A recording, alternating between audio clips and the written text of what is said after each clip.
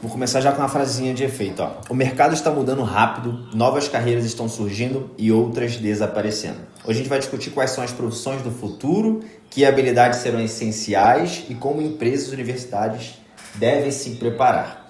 Mais um episódio do RHZ e hoje eu estou aqui com o Daniel Orlean e o Marcel Gama. Eu vou deixar eles se apresentarem, que aí vai ficar mais legal, mas são duas personas super relevantes dentro do meio de profissões, já veio de Aferolab, co-CEO, CEO, criou várias empresas. Marcel liderando ali a Unifecaf, revolucionando o mercado aí de educação. Abram, Dani, fala mais sobre você, depois o Marcel e aí eu entro aqui no nosso script. Legal, primeiro obrigado, Diego, pô, sempre muito bom conversar contigo.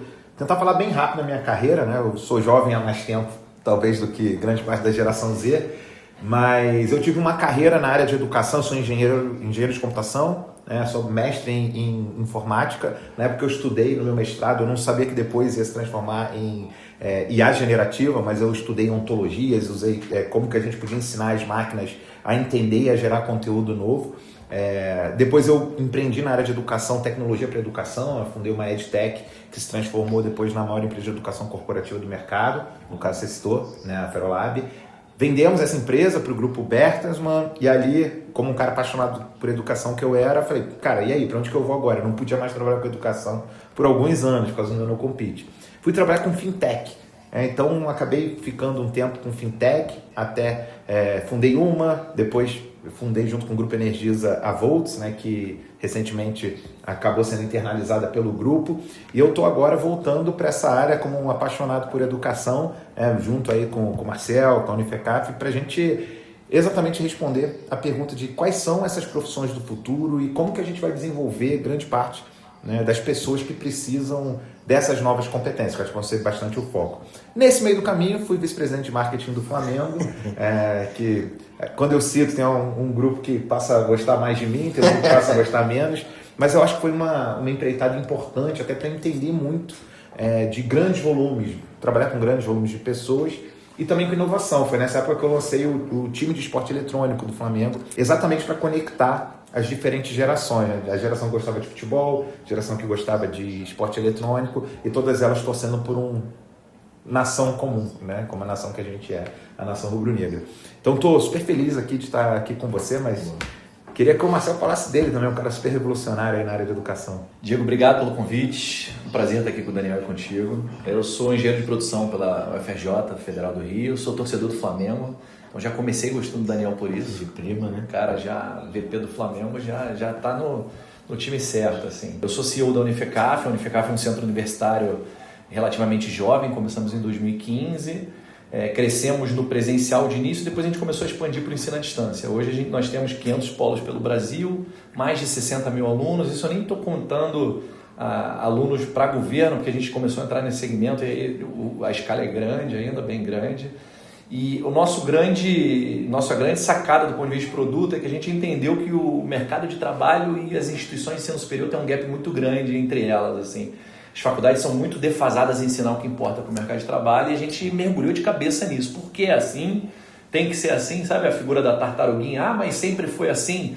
Eu vejo hoje o mercado de ensino superior vivendo a regra da tartaruguinha, sabe? O pessoal todo, não, mas o MEC é restritivo e na verdade a gente mergulhou de cabeça, não é. Então modernizamos muitas nossas matrizes curriculares, criamos certificações via badges, construção de portfólio, aí tem um monte de coisinha que a gente fez. E agora a gente entrou numa nova fase de criar cursos para capacitar para as profissões do futuro, que na verdade já são profissões do presente. Sim. E aí eu conheci o Daniel, fiquei muito positivamente impactado e chamei o Daniel para ser nosso sócio nessa jornada e ele está nos ajudando muito a criar esse roadmap de novos produtos, etc. Né? E aí esse é o nosso passo atual, assim, estamos estruturando produtos diferentes. Muito bom. Para entrar em profissões do futuro, a gente está falando mais de novos cargos ou da reinvenção dos cargos que já existem? Cara, essa pergunta é muito boa, porque eu tenho até uma brincadeira que eu faço, né, quando eu estou conversando sobre isso, que a gente está muito preocupado como que os nossos trabalhos, as nossas profissões vão estar no futuro. Sim. Né? Ou seja, qual é o futuro do nosso trabalho. Quando, na verdade, a gente podia gastar muito mais tempo pensando em quais são os trabalhos, as profissões que vão ser relevantes no futuro. E aí você vê aquela preocupação, né, do jovem, né, ou da pessoa que já está ali, de certa forma já estabelecida no mercado. Caramba, eu vou perder meu emprego para uma máquina, vou ser substituído por uma máquina. Quando, na verdade, você não vai ser substituído. Aquilo que você faz pode ser substituído. Sim. Você pode, nessa linha até do que o Marcel fala bastante, aprender a todo momento aquilo que é relevante e ocupar novos espaços. Então, a gente tem falado muito do que eu gosto quando o Marcel fala assim, não é que são profissões do futuro, né? São de futuro, né? No sentido que vão ter um grande futuro pela frente, mas já estão aqui, já estão presentes. E são coisas nossas. Se você olhar os últimos 5 anos, 10 anos, várias dessas profissões, vários desses trabalhos não existiam, né? Ou cresceram muito, como cientistas de dados. Você sempre teve a figura do estatístico, mas do cientista de dados ganhando salários nos níveis que a gente está vendo hoje não existia. Analista de inteligência artificial, creator, né? Influenciador digital, com uma nova frente do marketing. Então são profissões que têm um futuro muito grande pela frente e que trazem sim conhecimentos que são mais fundamentais, mas que precisam aprender o tempo todo as novas ferramentas e tudo mais. Então, respondendo a sua pergunta, eu chamaria então de profissões de futuro, mas copiando um pouquinho o que o Marcel falou, que já estão aqui no presente, já estão se tornando relevantes no presente. O que tu acha aí? Eu queria complementar, na verdade, o Daniel trouxe algo que fez um gancho com o Inbound. Eu tive agora no Inbound, no evento nos Estados Unidos, e uma palestra era exatamente a IA vai substituir o ser humano, né?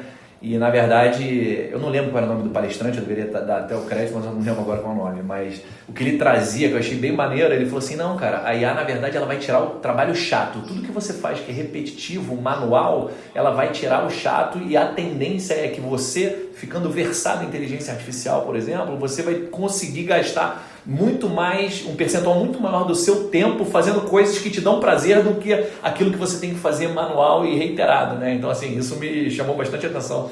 Na visão dele, assim, a IA não vai substituir zero o ser humano, mas ela vai te transformar em 10x, 100x, né? Então ela vai te transformar num super-homem do ponto de vista de produtividade e deixar você focar naquilo que é inerente ao ser humano, criatividade, empatia, muita coisa de soft skill, assim, que é forte para o ser humano. Eu acho que tem uma outra coisa que eu gosto de falar muito nessa linha, né? Que em algum momento do futuro a grande disrupção ainda é ser humano, né? Ainda você saber atuar como uma pessoa, como humanidade. E aí, cara, a gente vai cair um monte de clichê aqui, tá? Não tem jeito. A gente falar assim, cara, você não vai ser substituído pela IA, vai ser substituído por alguém que use IA. Na verdade, de novo, não é você, é o que você faz que é chato. Você vai ter mais tempo para exercer tua humanidade, a tua empatia. A máquina, ela não... Pelo menos durante, né, tudo que a gente vê de estudo, ela não vai desenvolver consciência, ela vai simular consciência. Então a consciência deve ficar restrita a nós, abstração. A máquina não abstrai, ela na verdade combina coisas que já existem. Se a gente aprender a usar essa capacidade de abstração, a criatividade, a empatia, usando as ferramentas certas, que aí vai muito nessa nossa obsessão, né, de ensinar coisa que faz sentido, sim, você junta a humanidade com ferramentas e aí você fica 10 vezes, 100 vezes, 1000 vezes mais produtivo. Então, acho que esse ponto é principal. Quem dominar vai ficar 10 vezes, 100 vezes, 1000 vezes mais produtivo. No caso de IA, mas no caso de várias outras tecnologias também estão surgindo. Web3, né, que é uma temática bastante grande, toda a parte de engenharia genética que está surgindo, coisas sobre sustentabilidade, que a gente vai precisar se preocupar com esse mundo, né, que vai usar cada vez mais energia, vai gerar cada vez mais lixo eletrônico. Então, são vários os caminhos possíveis para isso e a humanidade sempre está ali no meio, né? E olhando nessa perspectiva de que, beleza, a gente vai ser mais humano, porque muitas das coisas a IA vai resolver ali pra gente e tal. O que vocês acreditam que vai ficar irrelevante assim, no mercado de trabalho para 10 anos para frente? Na verdade, aí eu vou falar de uma maneira coloquial. Eu tenho um gerente comercial que chama Paulo Pergoni, né? Ele fala assim, pessoal, a gente tem que se resignar, né? Tem que se revoltar contra o trabalho de preso que a gente tem que fazer todo dia. Se você tem um trabalho de preso, e aqui é só um jeito coloquial de falar, trabalho de preso é aquele trabalho chato, repetitivo, que você consegue organizar uma regra, isso tem que deixar de ser feito pelo ser humano, assim. Então, eu acho que aquilo que tem uma recorrência, aquilo cujo foco principal não são as soft skills, eu acho que isso vai acabar sendo... É muito possível já hoje de ser automatizado, ao passo em que a gente reserva para o ser humano a criatividade, o relacional, a empatia, que é o nosso forte. E aí, só complementando mais um negocinho que me chamou a atenção, trazendo o gancho, pessoal, eu estou gravando aqui, eu estou fresco do Inbound, então eu vou aproveitar, vou passar para vocês o que eu trouxe do evento, que foi um evento fantástico, por sinal, assim.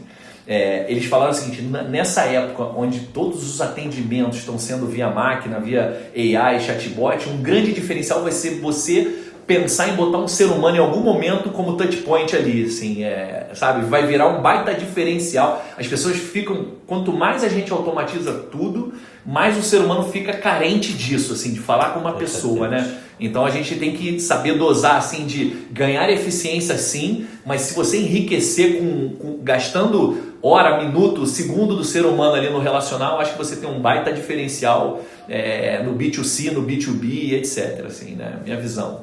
IA. Aí todo mundo fica preocupado com essa porra de IA, né? Então vai tirar meu emprego e tal, que foi o que tu falou. Só que quando a gente fala de profissões do futuro, entram profissões como creator, né? O cara que é o streamer. Como é que vocês enxergam isso também? Porque as profissões do futuro não são estritamente relacionadas a IA e como isso vai revolucionar, né? Mas coisas que a Gen Z, ou então que a mídia, né? A parte de entretenimento vem muito forte. Como é que vocês... Cara, eu acho que... Primeiro, né? Tem aquela frase do Ray Kurzweil que eu acho bem impactante no sentido... E que não é recente, tá? Mas ela fala sobre esse século. Ele diz que esse século compreendido entre o ano 2001 até 2100 vão representar o equivalente a 20 mil anos de evolução se você olhar para trás.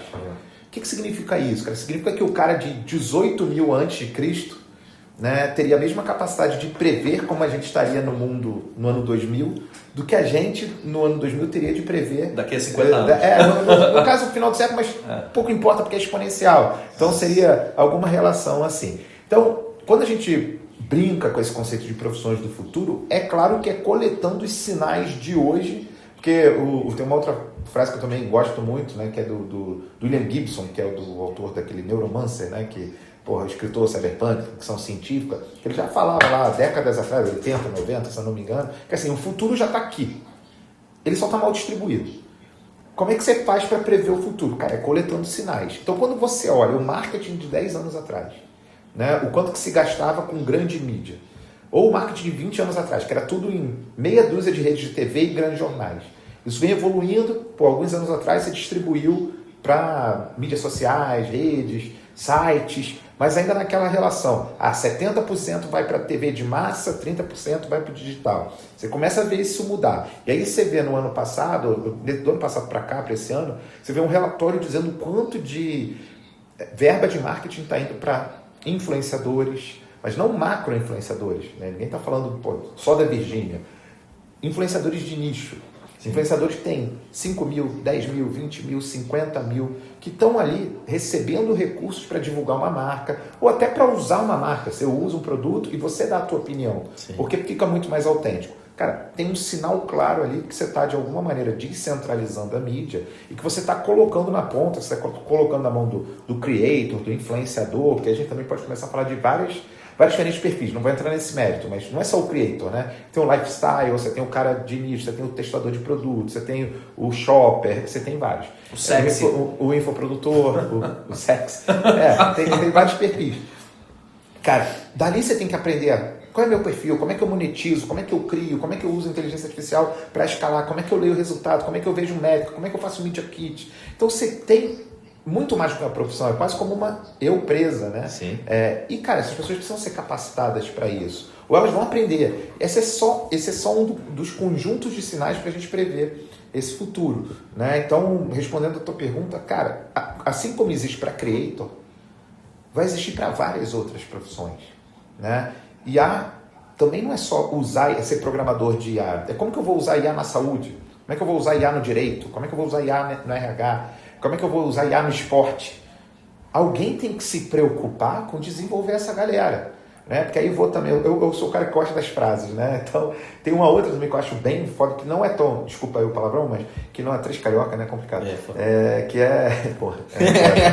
Que fala assim, cara, há 20 anos atrás a gente já falava que a gente está capacitando pessoas para profissões que a gente ainda não sabe quais são, para resolver problemas que ainda, né, não estão sendo enfrentados hoje, usando ferramentas e tecnologias que ainda nem foram inventadas. Então, alguém tem que se preocupar com isso. E é alguma coisa que a gente assumiu aqui, não foi? Sim, exatamente. Na verdade, sobre creator, o que eu gosto de acrescentar é assim, né? Hoje, antigamente, você era profissional de alguma área e o jeito para você crescer em relevância, em renda, em reconhecimento era um. Assim, hoje o que eu falo para todo mundo mesmo, assim, até para o dono de negócio, empresário, aí se aplica para o empresário, para o personal. Vamos pegar um personal trainer, por exemplo, é uma pessoa que fez educação física bacharelada. Como é que um personal trainer faz para conseguir ganhar mais dinheiro hoje, para melhorar a renda dele? Ele tem que aumentar a demanda ou aumentar o valor da hora-aula dele, da aula de personal. Como é que ele faz isso? Ganhando relevância. Como é que ele ganha relevância? É no digital. Se esse cara não abrir uma conta no LinkedIn, começar a postar com LinkedIn, não, desculpa, no caso do personal seria até bem mais Instagram. Se ele não abre uma conta no Instagram, não começa a postar conteúdo, não vira relevante, ele não ganha autoridade naquele segmento. Então o personal ganha mais dinheiro como? Cara, criando uma conta no Instagram, bombando a conta dele no Instagram, vai ter mais gente querendo contratar a aula dele, ele produzindo conteúdo, né, ganhando autoridade, ele vai ficar com a agenda dele lotada ou eventualmente microeconomia básica, aumenta preço para equilibrar a quantidade demandada lá, dado que a oferta dele é limitada. Outra dimensão, ou ele ganha uma nova forma de treinar as pessoas. Pode ser infoproduteiro também, pode até gerar conteúdo, né, para gráficos, pode. Mas eu queria falar ainda assim, na profissão básica, assim, isso é verdade para o nutricionista, para o advogado.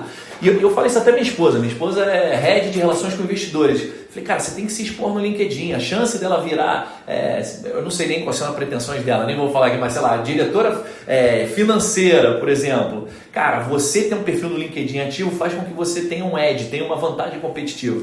Então eu acho que hoje, quando a gente fala de creator, a gente tem que separar muito bem. Tem aquele menino novo que tem o ídolo dele no YouTube e ele quer ser youtuber, ótimo, mas eu acho que todo mundo que é profissional de tudo quanto é área tem que ganhar relevância no digital. Assim. Antigamente tinha muito aquilo, não, mas o meu perfil é mais introvertido. Eu acho que se você é introvertido, você tem que superar essa barreira e fazer, porque é fundamental. Ser dono de empresa hoje você vê o Thales Gomes, o Nardon do G4, o Adib da CIMED. Então acho assim, as pessoas, aí tinha até um estudo de novo no Inbound dizendo que as pessoas confiam 80% mais nas marcas quando ela conhece a cara do cara que está pilotando aquela empresa lá. Coisa que você faz melhor do que ninguém. Você é faixa preta, o Diego é o exemplo concreto. Então veja assim, esse mercado de creator é gigante. Eu acho que todo mundo hoje, independente de ser um produtor de conteúdo full-time job, ou ser um médico, advogado, engenheiro, executivo de empresa, todo mundo tem que aumentar a sua autoridade. Ele aumenta via rede social, postando conteúdo relevante. E aí é o que eu disse, às vezes o objetivo não é ser um cara de 60 milhões de seguidores, mas ele vai ter uma audiência significativa, vai falar de conteúdo nichado ali para, sei lá, minha esposa eventualmente de relações com investidores, você sobre educação ou sobre inovação, você sobre RH, você ganha relevância e isso te traz frutos de tudo quanto é jeito. Assim. Fora a teoria freudiana, né, que o ser humano tem dois drivers, assim, é o desejo sexual e a necessidade de se sentir importante. A gente, quando ganha relevância no digital, o pessoal curte, a gente sempre satisfaz essa necessidade nossa de se sentir importante, de estar colaborando. E aí, beleza, olhando para a carreira, assim, e até uma outra coisa, assim, volta e meia eu tô vendo uns vídeos assim e tal, e tem uma galera que fala assim, putz, a profissão do futuro são coisas manuais. Vou virar pedreiro, vou virar, tipo, sei lá, arquiteto, coisas mais... vou virar encanador, Como é que você enxerga isso aí? Cara, quem fez obra em casa sabe que tem um fundo de verdade, né, nisso aí, que é a dificuldade de você encontrar profissionais qualificados hoje para essas profissões que não são, digamos assim, automatizáveis, né, para essas funções que não são automatizáveis. É claro que, e aí tem um relatório que, se eu não me engano, cara, eu acho que é de 2023, do Banco Mundial, que mostrava que grande parte dos gaps de profissionais na Europa era exatamente de trabalhos manuais, de construtores, né? Diarista, de fregueiro, constructor lá, né? Eletricista. Sim, eletricista, bombeiro hidráulico, né? Então, você tinha lá uma questão disso ligada com imigração, né? Mas não é sobre isso. É sobre... Hoje, para você, por exemplo, contratar um ladrilheiro altamente qualificado, cara, você paga uma diária que talvez, sei lá, um dentista não consiga. Ou um outro profissional que fez anos de faculdade não consiga. E não é uma questão de qual é a relevância do trabalho, né? Pô, é tão importante você ter um bom dentista quando você tem um cara que fez o teu ladrilho aí, que não vai ter... cara, chaveiro é um caso. Um dia, pô, quem não esqueceu a chave fora de casa e chegou à noite, não tinha como abrir a porta, e não viu um chaveiro chegar e cobrar, sei lá, 100, 500 mil, não sei o valor exatamente, para em 15 segundos abrir a tua porta, né? Sabe que o valor ali é o conhecimento certo no lugar certo para resolver o problema certo. Sim. Então, é essa junção de fatores. O futuro vai ser daquelas pessoas que conseguirem ter, né, as aptidões, os conhecimentos certos para resolver os problemas certos na hora certa. Seja você um chaveiro, um ladrilheiro, um personal trainer que vai ajudar toda a galera que está aí tomando esses remédios para, né, comer menos, que vai emagrecer rápido. Então o cara pode se especializar nisso, pode se especializar em várias outras coisas. É aquele cara no lugar certo, ele, né, vai ser um cara diferenciado. Mas aí, como o Marcel falou, né, o chaveiro que é conhecido vai ser acessado mais rápido que o chaveiro que não é conhecido.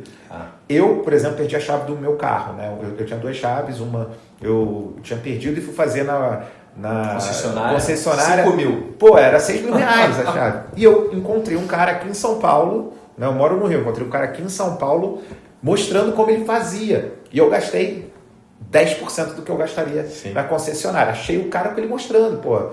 O cara de nicho, produtor, né? de conteúdo. Então, produtor de conteúdo. Ele mostra, agora eu vou fazer aqui do Compass, agora eu vou fazer aqui do, sei lá, do T-Cross, agora eu vou fazer aqui do não sei o quê. Cara, o Instagram do cara era só isso, né?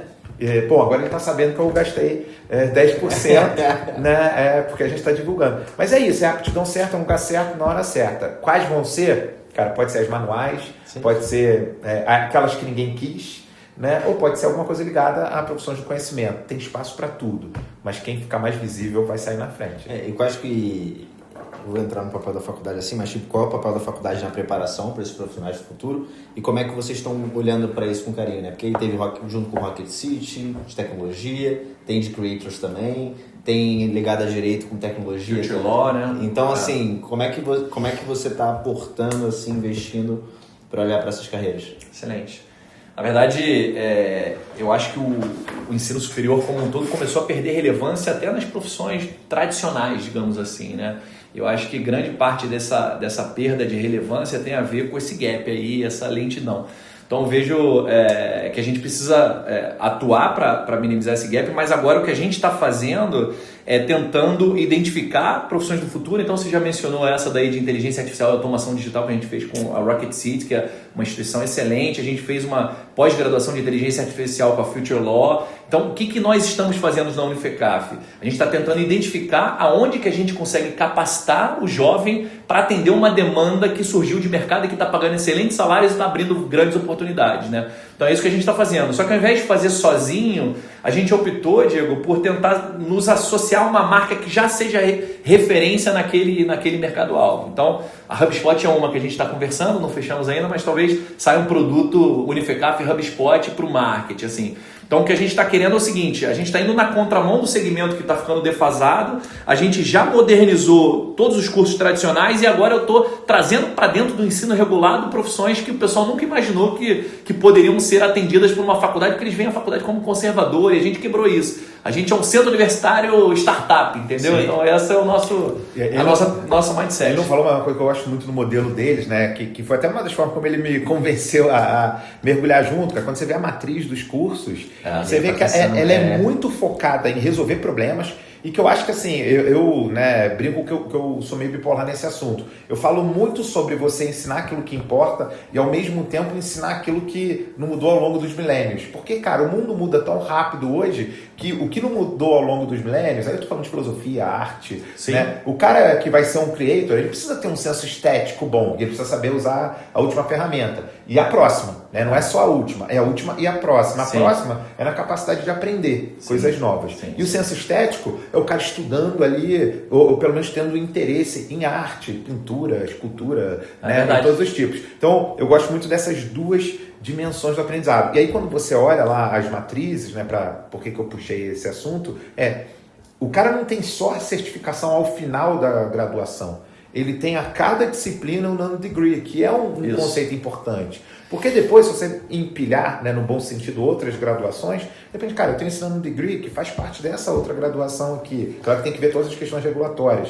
Mas você pode compor e ter formações diferentes para ser alguém diferenciado com uma formação que ninguém nunca teve. Então eu acho esse conceito que a Unificar faz muito bacana. Mas por que tu acha que algumas faculdades pararam no tempo e vocês não? O problema é que eu sou transparente, eu vou falar tudo que eu acho de verdade. Né? Então, eu tentei buscar essa questão da raiz do problema, assim, porque a nossa instituição lá no início era defasada, era o padrão assim, de gap gigante. Eu falei, putz, então o que eu acho? Eu acho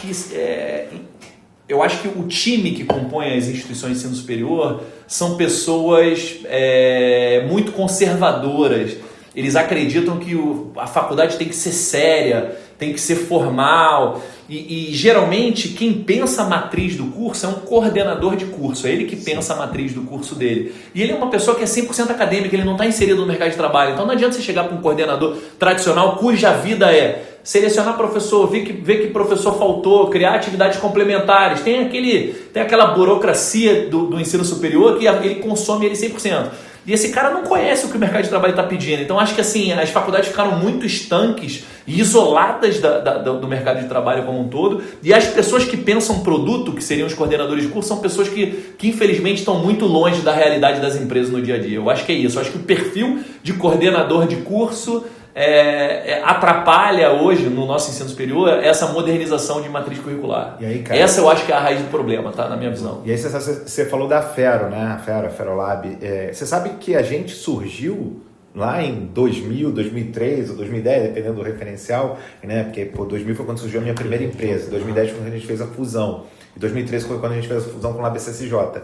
Cara, tanto a Fero quanto o LabCSJ surgiram exatamente para suprir esse gap.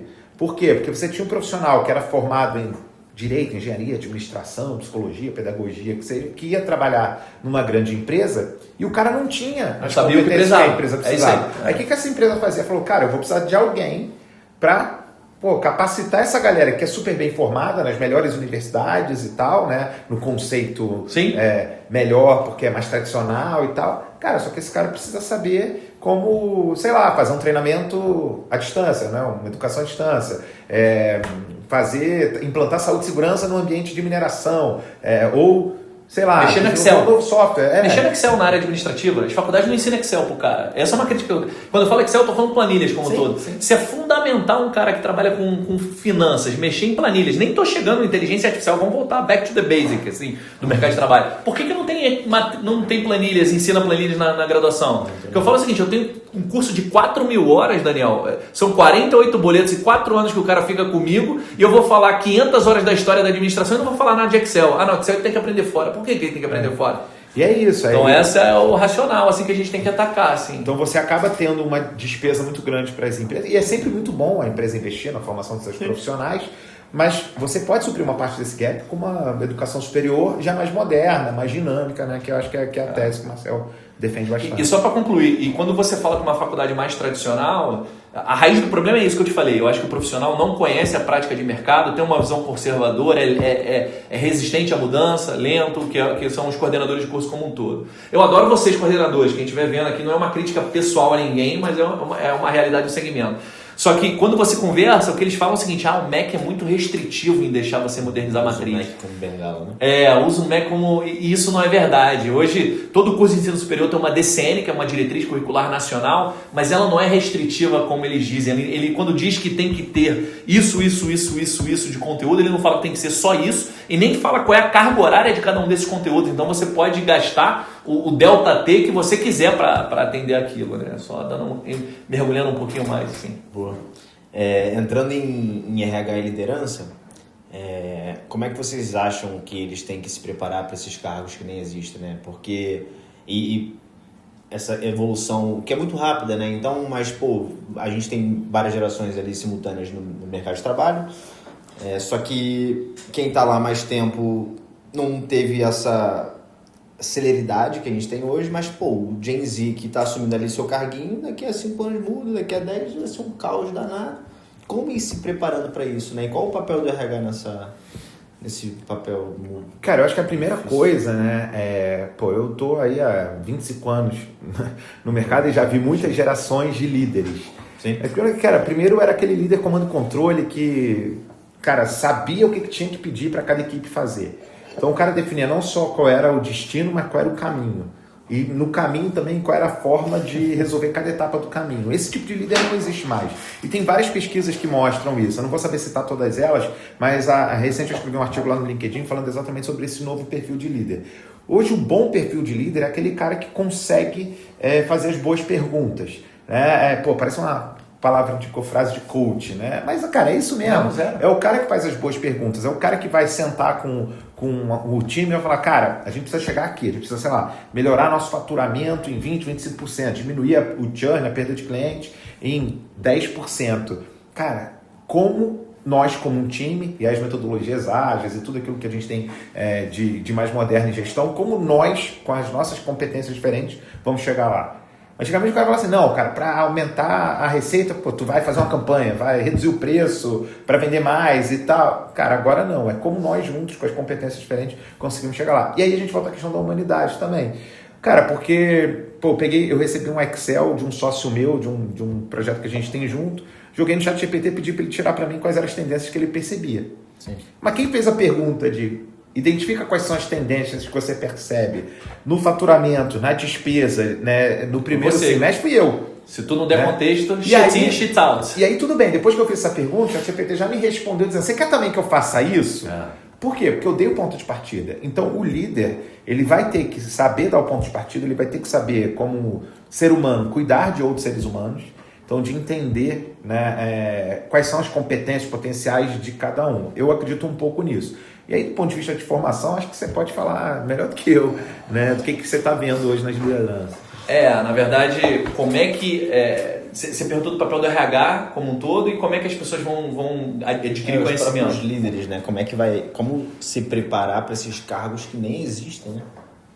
Então, na verdade, o que eu penso, né? Eu penso o seguinte, que o ensino superior continua mantendo o seu papel, principalmente de curadoria, porque tem muita gente que fala assim, Marcel, por que a pessoa faria uma faculdade de creator e ele não vai aprender os conteúdos isoladamente? Porque eu acho que tem todo um trabalho de pessoas sêniores pensando essa trilha do cara e falando, eu acho que o ideal é você perseguir essa trilha aqui que vai acabar te gerando valor. Só que eu sou totalmente a favor das pessoas lerem livros de referência, podcast, então acho que a gente hoje, a gente está na era do conhecimento geral, então assim, a gente tem que buscar conhecimento de diversas maneiras. Eu adoro ler livro de autorreferência, ou audiolivro no Audible, fazer microcursos, e eu acho que para aquela pessoa que quer um conhecimento mais estruturado, o ensino superior, desde que seja uma faculdade que pense em produto de maneira relevante e significativa, eu acho que gera muito valor para o aluno. Assim. Eu acho que o papel do RH é o quê? Eu acho que o RH tem que se aproximar das instituições de ensino como um todo e dar esse feedback para as instituições de ensino do que não está legal. Porque eu acho que assim, tem um pouco de culpa da faculdade, mas o mercado de trabalho, quando reclama também, eu acho que cabe a ele também ser proativo de chegar lá e falar, tá faltando para isso, de skill, ou se aproximar de uma instituição que esteja aberta, sei lá, tipo a gente ou outras assim, no zero jabá, alguma outra instituição que tem esse viés. Então acho que o RH tem que trazer isso. E outra coisa é incentivar essa questão da aprendizagem, né? A aprendizagem eu acho que é fundamental e eu acho que tem que criar um estímulo gamificado ali para que os colaboradores estejam aprendendo, não só com uma faculdade, mas via um podcast, grupo de debate ali. Eu acho que o RH tem que ser muito... pode ser um facilitador muito grande para a aprendizagem de todo mundo. É uma crítica aqui, pessoal? Eu vejo hoje muito o RH, às vezes, querendo, sei lá, vamos trazer uma formação, vamos obter aqui uma faculdade e trazer para cá, só que ele está preocupado com o preço, sei lá, quem é que faz o desconto mais barato? Então, eu acho que ele tem que ser muito crítico em relação à qualidade do conteúdo que ele está trazendo para dentro da empresa, assim, entendeu? O critério de quem é que vai fazer o valor de mensalidade mais barato, etc., eu acho que isso... Cara... isso eu vejo muito, assim. Eu recebi ontem. Só para concluir, ontem eu recebi, só para você entender por que eu estou com isso marcado. Ontem um supervisor comercial meu falou assim, Marcel, tem uma rede de call center muito grande que está querendo comprar uma graduação em tecnologia para 500 funcionários aqui. Só que, cara, o preço do concorrente, que eu não vou mencionar o nome, eu sou meio bocão, geralmente eu menciono, mas estou aprendendo a ser menos... Ficar mais suave. Concorrente tal faz por 99. Eu falei, cara, mas ele está preocupado o quê? De oferecer algo que o cara vai aprender efetivamente alguma coisa ou é para fazer ação de marketing? Fala, a gente está pagando 500 bolsas de análise e desenvolvimento de sistemas do cara que não tem nada, o cara não vai aprender nada na prática, não vai adiantar nada nem para o cara nem para a empresa. Marcelo, então, o problema é isso, como é que a gente vai falar isso? Porque o cara quer que eu faça por 99, o nosso curso é 299. Eu falei, cara, não dá para comparar, então eu acho que... Mas o RH Não é o RH, assim, mas quando quer brigar preço, ele vai comparar maçã com banana e é uma merda. Pois é, mas será que o RH está preocupado em efetivamente gerar uma qualificação para aquele funcionário dele, ou ele quer mostrar uma plaquinha assim, a gente formou 500 analistas de desenvolvimento? Eu ia falar exatamente sobre esse assunto, só que com outro viés, com a minha experiência mais em educação corporativa. Porque esse caso que você falou, claramente assim, você tem atendentes de call center que depois de uma graduação vão continuar atendentes de call center com uma graduação em análise de sistemas. E teve uma vez que eu participei de uma concorrência dessa também numa empresa de call center, que o que ele queria? Ele queria falar, cara, eu tô com muito problema, eu tô gastando muito no meu call center e eu preciso melhorar, né, os meus indicadores. E ele tinha um monte de indicador, né? E aí chegou meu concorrente e falou assim, vamos fazer um treinamento em excelência de atendimento. Vai custar, sei lá, na época, 100 mil reais. Beleza, que seja. E aí eu cheguei e falei assim, não, cara, vou botar meu time para olhar os seus indicadores e eu vou te dizer desses indicadores quais são os que vão ter, sei lá, o melhor resultado. Quais alavancas eu consigo mexer para você? E eu cheguei e falei assim, cara, o melhor indicador para a gente trabalhar aqui é o de First Call Resolution. O que é First Call Resolution, né, para a galera que está assistindo? É o quanto que eu resolvo o problema do meu cliente na primeira ligação. Porque qual era o grande custo dele? O cliente ligava, não resolvia, ligava 10 vezes. Cara, e aí gastava um tempo, um TMA ou quantidade de ligações muito alto. Ele falou, e como é que você propõe fazer isso? Eu falei, cara, vamos treinar nisso, os scripts e tal, e vai custar 200 mil reais. Ele falou, pô, mas o cara me cobrou 100 mil reais. Eu falei, te cobrou 100 mil reais pra quê? Ele falou, pra treinar excelência do atendimento. Pois é, eu tô te cobrando 200 mil reais para melhorar o teu indicador de First Call Resolution de X para Y. 3 meses depois a gente estava apresentando junto esse case com uma economia de 12 milhões de reais que o cara teve. Então eu falei, cara, olha o ROI. De 200 mil para 12 milhões. O de 100 mil você ia gastar metade. Só que qual ia ser teu ROI? Né? Talvez fosse até zero. Né? Você não ia ter retorno nenhum. Negativo. E aí eu vou pro conceito do RH. E aí, cara, desculpa aí galera de RH, eu posso falar que eu tenho lugar de fala. Fui de educação corporativa, gerenciei times de muito tempo. O RH está há anos pedindo para ser considerado estratégico. Sim. Esse é um papo antigaço. Tem, sei lá, 25 anos que eu ouço falando assim, os líderes têm que considerar o RH estratégico. Então seja estratégico antes de tudo. Você não vai chegar para mim e vai falar, eu quero saber quanto que custa a hora de treinamento. Eu quero saber, sei lá, quanto que custa a tela do treinamento online. O que você quer, na verdade, é saber em que você vai desenvolver e como que o que você vai desenvolver vai ter impacto na estratégia da organização. Quantas vezes você vê o RH discutindo a estratégia da empresa? Quantas vezes você vê o RH discutindo quais são os KPIs, os OKRs, os indicadores? É raro. Sim. É raro. Você vê o CFO, você vê, às vezes, hoje em dia, até o CTO, você vê o CEO, mas cadê o CHRO discutindo a estratégia? Ele não está, ele está preocupado com o preço do plano de saúde, né? O quanto que ele vai ter de orçamento para treinamento e quantas horas de treinamento ele vai poder dar, mas ele está preocupado com ele está preocupado, mas ele não está envolvido. Então é uma coisa de dois lados, né? O RH começar a entender mais a estratégia das organizações, né? E aí eu respondo para essas perguntas que você fez. Quando o RH entende mais a estratégia, ele sabe onde a IA vai fazer diferença. Sim. Talvez ele não saiba como lá no desenvolvimento, mas ele sabe que ele está gastando muito com uma série de processos que podem ser automatizados. E aí ele vai investir melhor numa pós-graduação de inteligência artificial para automatização, né? Que resolva efetivamente uma dor o problema da empresa. Ao invés de ter uma plaquinha mostrando um número lá de 500 diplomas emitidos. Eu falo, e daí? Exatamente isso. Ou aumentei em 30% as horas de treinamento. E daí? Eu tinha que ter diminuído as horas de treinamento e aumentado um resultado XYZ. Né? E, cara, eu teria uns 50 exemplos disso, em treinamento CPA 10, CPA 20, que a gente diminuiu a quantidade de horas e conseguiu um melhor resultado. Né? Treinamento de call center, treinamento de times de saúde e segurança, a gente diminuiu a quantidade de incidentes e acidentes, treinando menos e não treinando mais, mas treinando melhor. Sim. Né? E isso eu acho que tanto o RH quanto as lideranças, porque hoje, cara, toda liderança é RH no final das contas, né? Mais um clichêzão legal aí pra galera. Vocês acreditam que com a IA, né, a gente está falando de profissões do futuro, existe também uma certa precarização dos cargos? Exemplo, começam a se acumular muitas funções dentro de um cargo pelo fato da gente ter muitas automações e coisas rodando. Então, por exemplo, eu fui num evento recente de RevOps, né? Revenue Operations, que é uma pessoa que olha marketing, vendas e sucesso do cliente. Eu fiquei embasbacado. Eu falei, eu quero essa pessoa, para ela consolidar ali e tudo mais. Então, vocês acreditam que vai ter isso ao longo dessa jornada? De tipo, cara, já que a gente consegue automatizar muita coisa, então fica com esse chapéu aqui disso, aquilo outro. Legal. Esse eu queria falar só um negocinho assim que é bem bacana. Assim. Hoje, quando a gente fala de automatização de processos até, a gente antigamente precisava de um cara de TI para codar e fazer alguma coisa ali, né?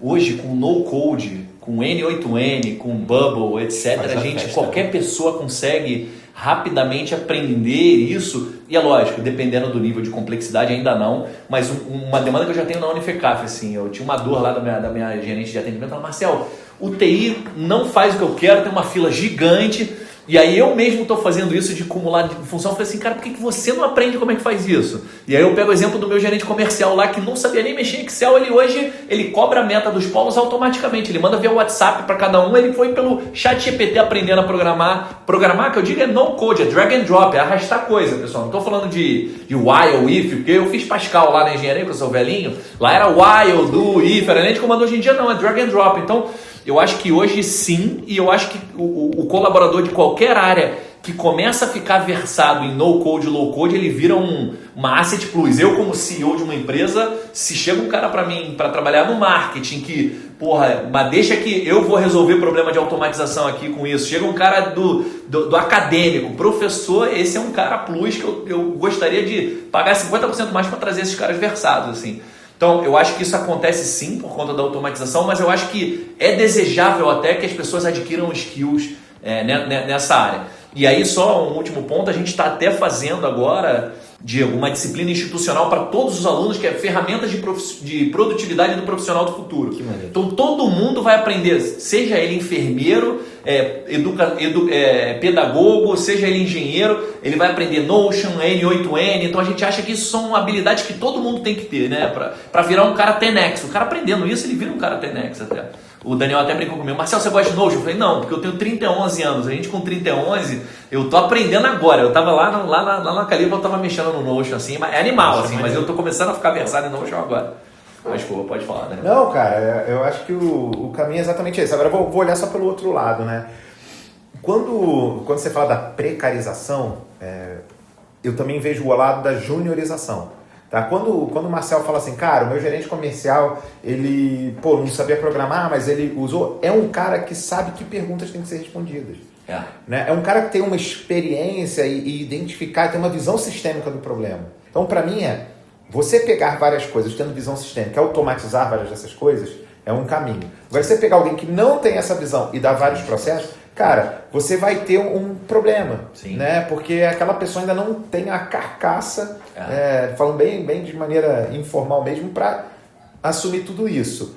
Então, eu vi isso muito acontecer ao longo dos últimos anos, assim, antigamente, quando eu ia falar com profissionais da área de treinamento de desenvolvimento, de tecnologia, era o cara que tinha passado por vários problemas, o cara implantou tecnologia na indústria, depois ele implantou tecnologia no varejo, depois é fácil falar com esse cara para pegar várias coisas, porque o cara consegue compor. Quando você pega alguém que não desenvolveu essa experiência, aí o negócio não funciona. Você acha que aí tem uma dica para o RH de fazer job rotation até para o cara conseguir ter uma visão sistêmica melhor? Olhar para o prima do marketing, olhar para o prima do Tem coisas, né? Quando a gente fala muito assim, desenvolver hard skill é muito mais fácil que desenvolver soft skill. Sim. Que é ainda mais fácil do que desenvolver repertório. Então, quando eu falo do triângulo, né? Assim, você tem hard skill, você tem soft skill, você tem repertório. Repertório é como se fosse a base. Né? Se você tem muita hard skill e nenhuma soft skill, nenhum repertório, você não forma um triângulo. Eu até estava estudando matemática com a minha filha esses dias, aí eu relembrei a regra lá, né? Que um lado tem que ser sempre menor que a soma dos outros dois. É o equilíbrio para você formar, senão você não forma um triângulo. Então, assim, profissionais com muito repertório, mas sem soft skill, sem hard skill, não funciona. Profissional com muito soft skill, sem hard skill, sem repertório, não funciona. Então, você tem que ter... Claro que você pode ter um triângulo, não precisa ser equilátero. Sim, né? sim. Mas essas três coisas fazem você ser um profissional mais completo. Né? Senão você vai ser aquele cara que só vai resolver o problema técnico, você vai ser aquele cara que vai ser como é que eu posso falar isso de maneira educada? É o cara que só sabe falar, só sabe cuidar das pessoas, não sabe resolver problema. De palco, de palco, né? O parlário, né? O parlário, né? Fazer. Ou o cara que tem muito repertório, mas não sabe como resolver hoje. Esse cara você até pode juntar pessoas nele, porque ele vai ajudar na estratégia. Então, eu acho que essa questão da precarização tem mais a ver com você não manter o equilíbrio entre hard skill, soft skill e repertório. Uma parada que eu lembrei aqui, antes de fazer uma... Mas você estava ansioso para falar alguma coisa quando estava falando. Não, eu ia falar sobre isso, porque quando você me disse desse problema, isso me chamou a atenção na hora, falando assim, porra, eu tinha que implementar job rotation na minha empresa para fazer... Eu acho assim, o cara que está no atendimento, muitas vezes ele vai tomar uma decisão que do ponto de vista comercial é horrorosa, ele não tem a menor visão comercial. Jurídico é um excelente exemplo. Jurídico tem visão comercial zero. Então assim, não assina contrato nenhum porque vamos mitigar risco. Mas porra, eu vou quebrar a empresa aqui, eu preciso... Então, talvez eu acho que para ajudar nessa curva de aprendizagem aí até, eu fazia da visão muito, sistêmica. Cara, eu fazia muito conversas, né? Que eu falava, era assim, isso que eu queria falar. Mas isso é legal. Eu queria desenvolver o jurídico pro business. Então. Porque eu lembro que teve na época quando eu trabalhei num grande clube, todo mundo sabe. Cara, a gente tinha... Líder do brasileiro esse ano? Ele era uma nação de verdade. Não, mas sério, teve um momento que a gente queria trocar um fornecedor. Na troca do fornecedor, a gente ia reduzir bastante o custo. E assim, uma pessoa lá do time, né, cara, segurou o contrato porque tinha uma cláusula que ela não concordava. E quando eu fui mensurar o risco daquela cláusula, cara, era tipo 1/3 do valor de um mês da economia. Ou seja, a gente demorou 1, 2, 3 meses. Gastou 9 vezes o risco. 9 vezes o risco. Do worst case scenario. Né, que a pessoa estava apontando. Por quê? Porque faltava visão sistêmica. Não era culpa dela, ela estava fazendo o trabalho dela. Cara, essa cláusula aqui é arriscada, pode custar, sei lá, 50 mil pra gente. Eu falei, pô, mas 50 mil, eu estou gastando 150 mil a mais, né, por mês, cara. Vamos logo... Abre mão disso, ou resolve logo isso. Reduz para 25, né? Então, faltou visão sistêmica. Então, o que eu acho muito legal, até que a própria U faz, né, teu trabalho, você pega profissionais super, né, jovens, assim, e você dá um desenvolvimento de bagagem rápido. Sim. Isso eu acho muito legal. Coisas que ele demoraria muito tempo para desenvolver, você faz um choque ali rápido. Claro que depois ele vai enfrentar isso no dia a dia. Sim. Então, esse eu acho que é um tipo de trabalho legal para fazer, para quem está chegando, mas para quem já está há muito tempo, às vezes o cara ficou muito focado no negócio. Job rotation, visão sistêmica, inovação na interseção, que são conceitos que poderiam... Dinâmica de pense como se você fosse o CEO da empresa. O que você faria? Eu acho que isso ajuda muito. Assim. Bota o chapeuzinho do dono ou do CEO. Aí você voltou na questão da empatia. Mal ou bem, isso é empatia, que a máquina não vai fazer. Sim. Só para... Tenho mais uma pergunta para fechar. São duas, né?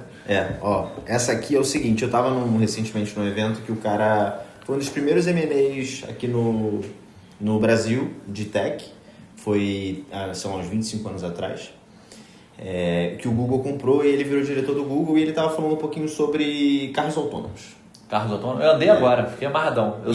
Já tem um tempão, eu tô atrasado pra porra virar. E ele falou que na época lá, ele falou assim, pô, achava que os carros eram lentos e tal. Ele falou, não, pô, estaciona rápido, faz tudo rápido.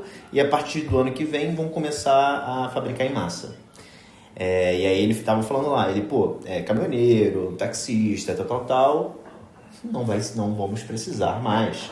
E isso equivale a cerca de 10% da profissão global. Tu olha pra isso já? Ou não? Porque a gente falou de profissões e Uber é profissão, né? Hoje eu vim de Uber pra cá, porque eu tava cheio de tralha, e eu vim com uma mulher que tá há 7 meses desempregada, ela é do brand de marketing, tá desempregada e ela foi, aí aluga um carro no Localiza e tal, pega e bota e vai pra rua pra ganhar dinheiro. É uma profissão. Mas como é que... Cara, e essa galera aqui vai pra onde, pô? Os caminhoneiros, Depois eu quero contar uma historinha, deixa o Marcelo falar primeiro. Não, pode falar. Não, cara, o que você estava falando me lembrou, eu conheci uma empresa fora do Brasil, chamada Mobileye, ela foi comprada pela Intel, né, alguns anos atrás. E a principal área de estudo dela era carros autônomos. Só que exatamente essa discussão que a gente estava tendo, sei lá, 30 segundos atrás, ou 1 minuto atrás, cara, carros autônomos ainda tinha vários entraves, não de tecnologia, até tem de tecnologia, mas era regulatório. Sim. Então, por exemplo, se o carro autônomo tem que decidir entre matar uma pessoa ou ferir 5, qual é a decisão que ele toma, quem é o culpado e tal. Então, os caras estavam muito avançados tecnologicamente, mas ainda tinha muito entrave regulatório. E aí um cara que estava numa outra área, totalmente diferente, saúde e segurança, falou assim, peraí, mas isso que a gente está desenvolvendo, que a gente ainda não conseguiu lançar no mercado, a gente pode aplicar para salvar a vida de caminhoneiros. E aí um outro cara viu isso, falou assim, cara, acho que a gente pode usar isso aqui também para pessoas com deficiência visual. E aí eles criaram uma outra empresa chamada Orcan, que é um óculos que tem da tecnologia da Mobileye, que reconhece rosto, que lê textos, então, assim, que reconhece cor. Então, às vezes, uma tecnologia está desenvolvida por uma coisa que você fala assim, pô, vai desempregar motorista de Uber, caminhoneiro, foi aplicada por uma série de outros. Por quê? Porque tinham pessoas que estavam olhando essa interseção, essas diferentes áreas. Eu acredito muito nisso, sabe? Por exemplo, você falou da questão da humanidade. Às vezes, você pode até ter que, sei lá, 70% dos carros vão ser autônomos. Mas o Uber que tem a mulher que está dirigindo vai custar o dobro. Por quê? Porque a minha avó... Eu quero conversar com uma pessoa. Mas não é nem conversar. Quer conversar também. Mas não é nem conversar. Tipo, a minha avó, quando ela desce para pegar o Uber, ela precisa que alguém ajude ela. A entrar no carro, a botar na mala, a sair do Uber, né? A identificar se o lugar que ela botou é o lugar mesmo, é a clínica que ela vai lá 2 vezes por semana. Então, o ser humano vai ser muito mais valioso. E, cara, eu tô contando uma porrada de história, não sei como é que tá o nosso tempo aí. Cara, outro dia eu tava vendo, eu fui numa cerimônia religiosa e tal, e aí o líder religioso lá começou a falar exatamente de IA. Ele falou assim, cara, na época, tem uma história de um colecionador de arte, né? E aí ele arrematou num leilão um quadro pintado à mão por um pintor que representava perfeitamente uma paisagem. E aí o cara perguntou, quanto você pagou? Ah, paguei $5 milhões. Ele falou, pô, mas uma foto não seria igual? Ele falou, uma foto não seria igual a alguém que teve que se esforçar, ficou não sei quanto tempo. Você tem os pequenos defeitos e as pequenas imperfeições. Então, às vezes, aquilo que a gente fala que a máquina não tem, que é a imperfeição, que é o esforço, é que vai fazer a grande diferença. Então, às vezes, você vai preferir um motorista, pessoa, do que isso. Você vai preferir comprar eu espero que não, mas você vai preferir comprar um bife que você sabe que veio de um boi do que um bife que foi impresso, né? Impresso entre aspas. Então você vai começar a valorizar aquilo que o ser humano fez, não por conta da perfeição, mas sim porque tinha um esforço diferente ali. Assim, é meio romântica a visão, né? Mas, cara, você valoriza, né? Aquilo que o ser humano é capaz de fazer que a máquina não é. Você discorda? Não, concordo. Pô, vamos discordar. Mas eu concordo. É que a gente tem pensamento alinhado mesmo. Quando eu discordo, eu comento. Eu vou olhar sobre um outro prisma aqui, menos romântico, assim, que faz sentido o que você falou. Você me lembrou do diamante também, que agora a gente faz diamante artificial, que do ponto de vista visual é igual, mas as pessoas falam assim, não, mas eu quero o natural que estava na rocha, assim. Então tem um intangível da coisa ali muito, muito significativo, assim. Mas voltando, se eu olho para isso, que várias profissões estão se extinguindo, né? Primeiro, são 2 pontos que eu gostaria de falar sobre isso. Primeiro, ao passo em que algumas profissões estão se extinguindo, várias outras vêm surgindo.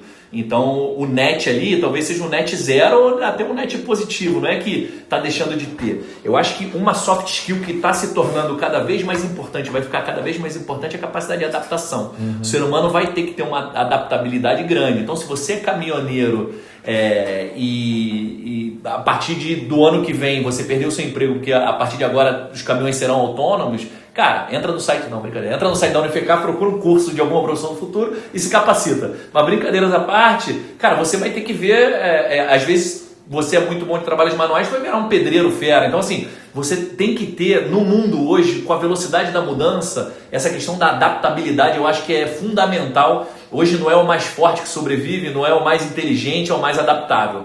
Clichê, como você fala, mas assim, é real total. Acho que a gente está aberto para conhecer novas coisas, aprender novas coisas, é o caminho para a gente sobreviver nesse ambiente de constante mudança. Assim, e historicamente, claro que assim, a gente vive uma confluência, um super ciclo tecnológico, né? Acho que esse termo acho que é da M-Web, de que são... Porque assim, você olha, cara, Revolução Industrial, então foi a máquina a vapor que mudou tudo.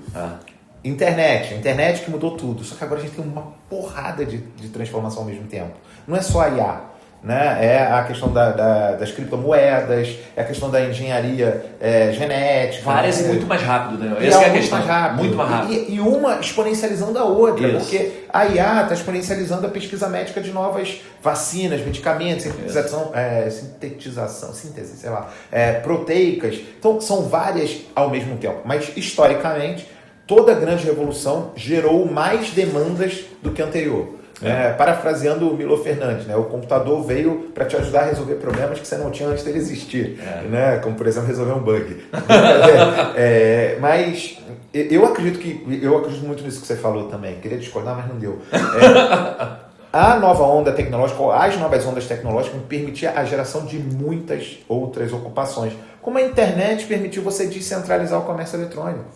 Antes você tinha grandes lojas de departamento, hoje você tem o TikTok Shop, né? Pessoas vendendo, você tem gente vendendo pelo Instagram, você tem gente fazendo sua própria loja. Então, o que vai vir, não sei, mas os sinais estão aí e a gente precisa ficar atento a eles. Aí, para discordar, o que eu acho? Eu aposto que, assim como tu falou assim, não, porque a gente vai querer as pessoas, porque no táxi a gente vai procurar uma pessoa, ou então, provavelmente o cara pensava assim, eu andava a cavalo, né? Vou querer pegar meu cavalinho pra dar uma rolê e tal, e aí, veio o carro. Aí, cara, igual, a Globo, né? A Globo super maneira, a gente assiste TV, tal. Aí vem a Casa TV e muda a forma como a gente assiste o jogo. Eu acho que vai mudar. Eu sinto sempre que o Brasil é um pouco mais lento na absorção das coisas, né? Natural ali. Total. E, sei lá, teve uma época que ficou a febre das comidas veganas, do falafel. Não sei se fala falafel, sei lá. Tudo era falafel, não sei o quê. Aí, beleza, entrou. Aí, meio que pausou. Agora a gente voltou a comer ali uma carninha, mas daqui a pouco vai estar tão igual tanto, ou então vai chegar... Se falarem pra mim assim, se tiver gostoso o suficiente, falar assim, é tão nutritivo quanto, eu vou pra dentro.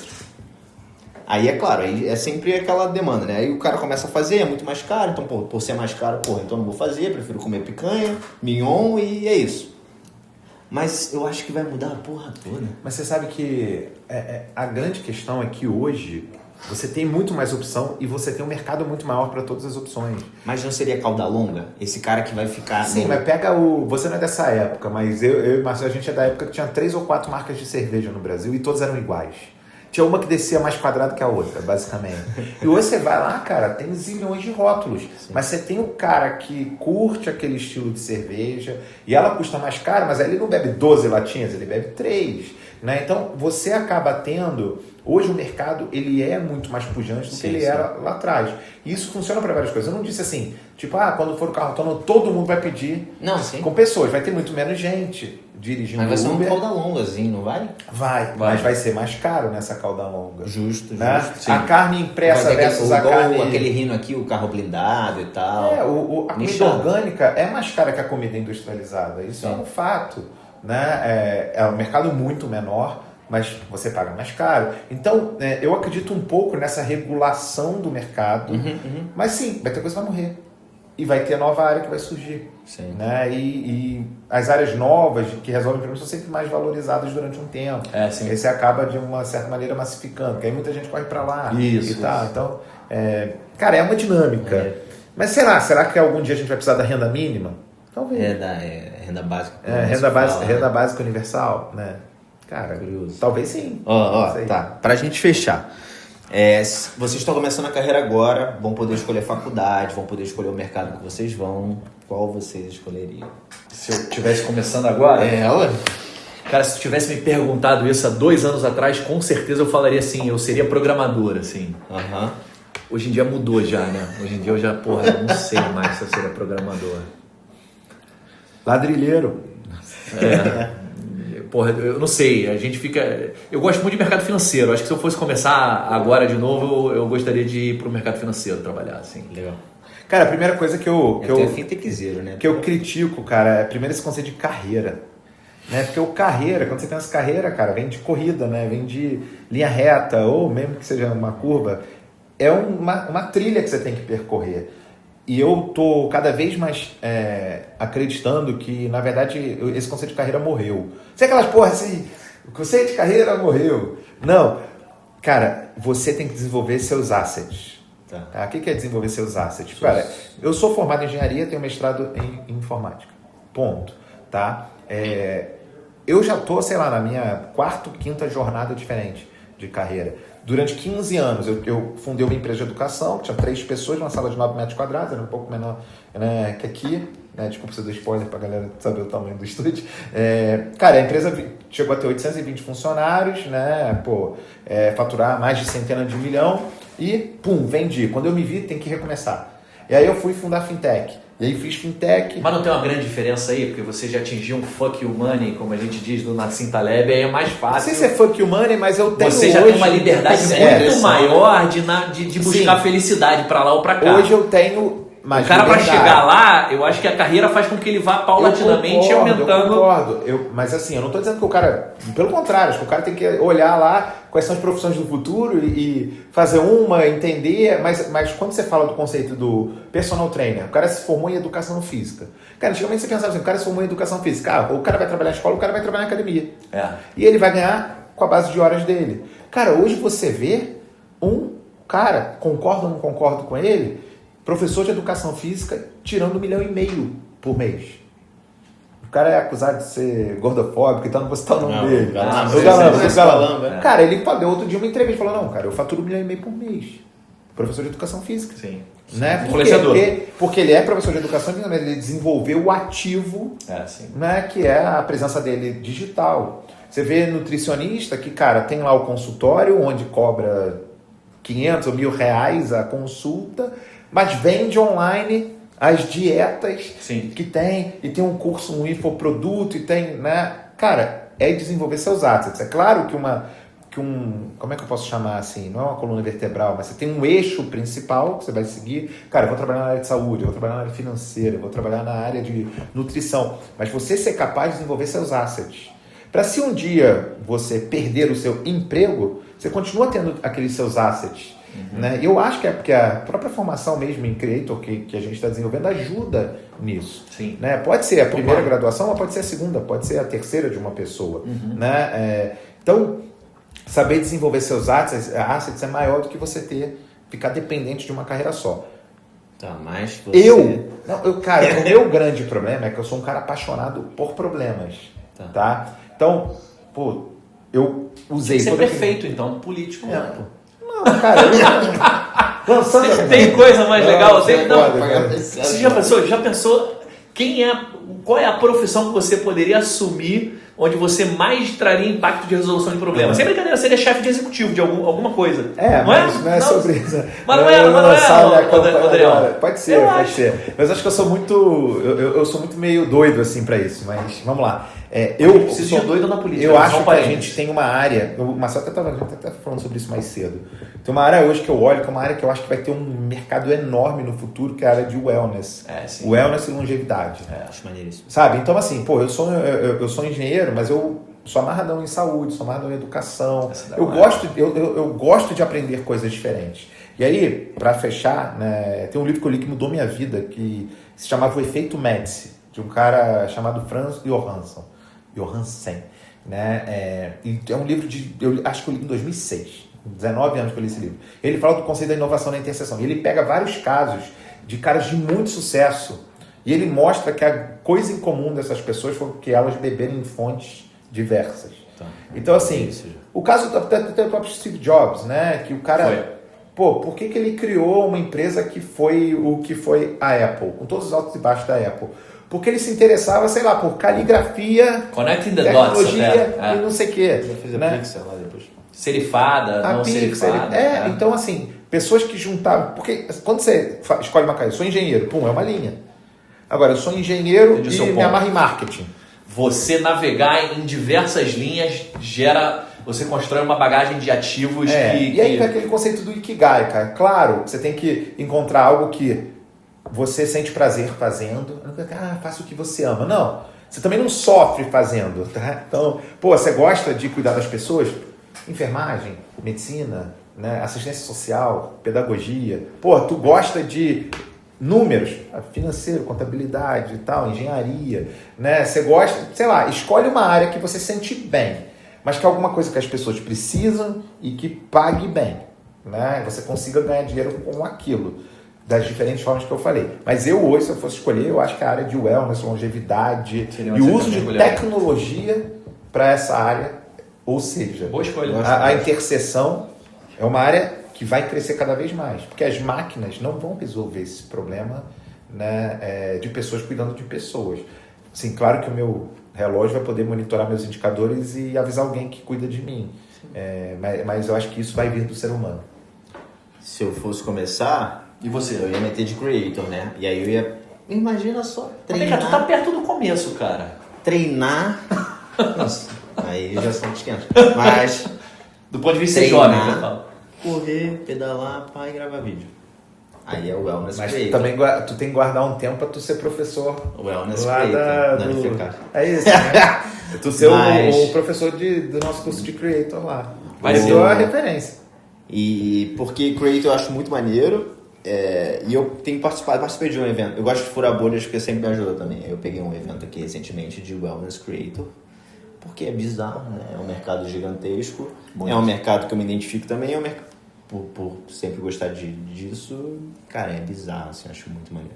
E Creator também é muito louco, né? Assim, a gente grava, a gente tira uma foto e a gente tem um impacto. E aí eu conheci um creator que também fatura 1 milhão mês. Aí ele foi, criou a assessoria dele, criou a marca dele de empresa, e começa a criar um pool bizarro. Assim. São os assets, né? Que eu falei, os ativos. Que aí você vai se desenvolvendo ao longo da jornada. Ó, temos, hein? Que papo, hein? Sei lá, quanto tempo a gente falou aqui, John? 1 hora e pouquinho. Vocês falam muito, mano. Parabéns. Foi sensacional. Muito obrigado pelo tempo de quem assistiu. Daniel Leandro também, muito obrigado. E Marcel, foi Obrigado a sensacional você, estar com vocês obrigado a aqui. você, meu.